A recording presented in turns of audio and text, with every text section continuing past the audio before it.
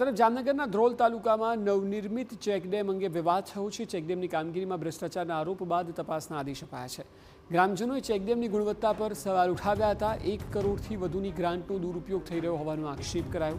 ગ્રામજનોએ ગાંધીનગર ફરિયાદ કરતા તપાસના આદેશ અપાયા છે। ગાંધીનગરની ટીમની તપાસ બાદ વધુ કાર્યવાહી થશે તેવું કાર્યપાલક ઇજનેરનું કહેવું છે।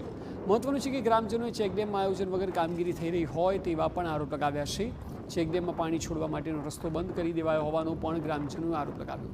ત્યારે સમગ્ર મામલે કાર્યપાલક ઇજનેરનું કહેવું છે કે ગ્રામજનો દ્વારા ભ્રષ્ટાચારની કોઈ રજૂઆત મળી નથી।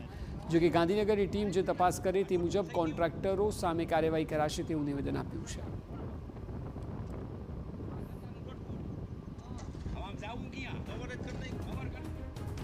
પણ ગુણવત્તા મુજબ જે કામ કરવાનું છે ગુણવત્તાયુક્ત જ કામ થઈ રહેલું છે અને ગ્રામજનોને અત્યાર સુધી આવતા એમને એવી કોઈ ફરિયાદ હતી નહીં।